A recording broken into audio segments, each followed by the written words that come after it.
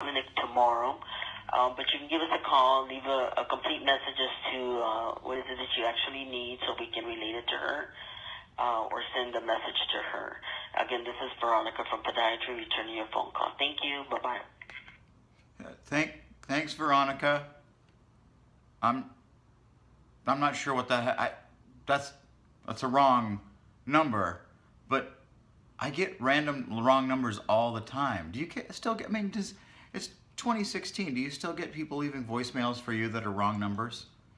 It seems odd, but I don't know. I just wanted to come on and say hi today. It is St. Patrick's Day, and I went our sister radio station 101 where am I? The Loop 97.9 The Loop here in Chicago. They did a big festivity scenario, and I was there with all the gang, and it was fun. You can watch it on my Snapchat story if you missed. Just follow me at Marconi Baloney, just like everything else. And it was a lot of fun.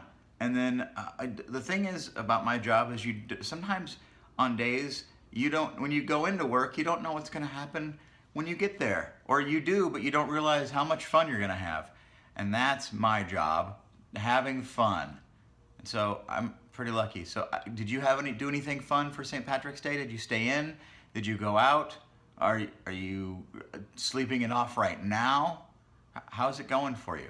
I actually want to know.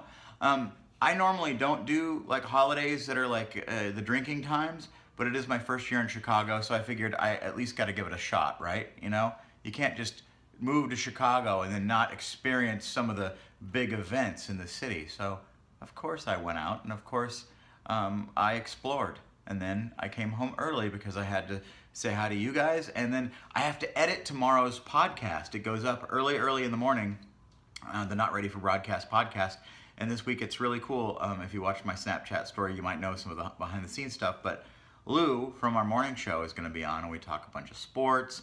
And there's a situation, there's a story in the news. Maybe you've heard of it. It's from here in Chicago. The White Sox asked one of their players if he would please stop bringing his son every single day to work.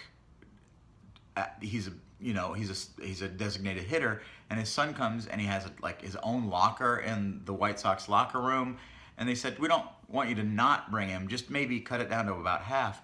And the guy said, no, I'm quitting. I'm retiring from baseball because of this.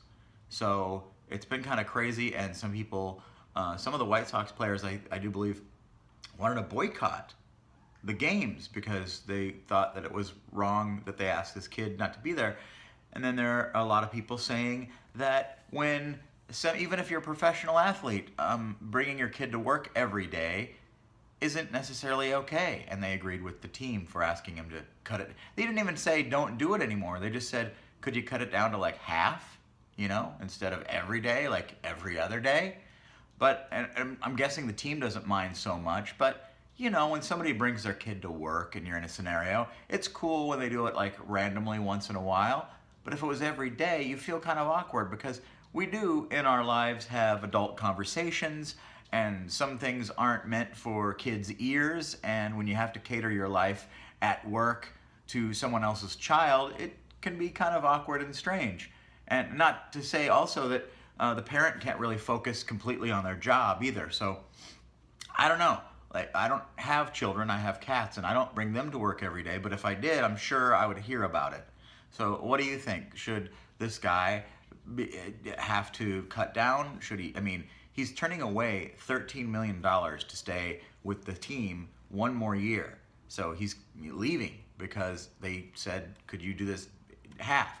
To me, for $13 million, I would say, son, it may be best for you to stay home this season, and we'll go out and I'll buy you a car when you turn, because the kid's 14, and his dad obviously is a baseball player, so he could afford a nice car when he turns 16, right?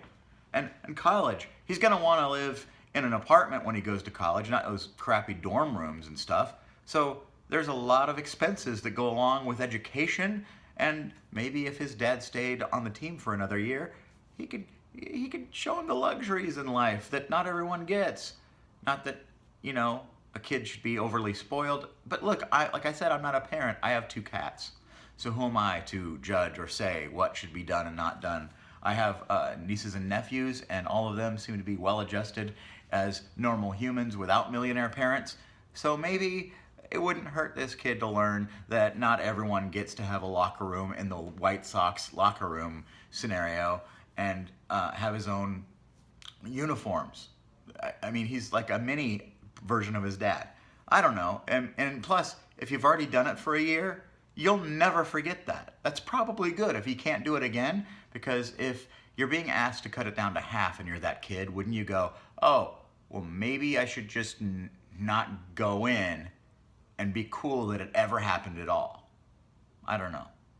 I'm not judging anybody. I'm just saying these are my thoughts. Maybe you have some too. You can leave them in the comments below.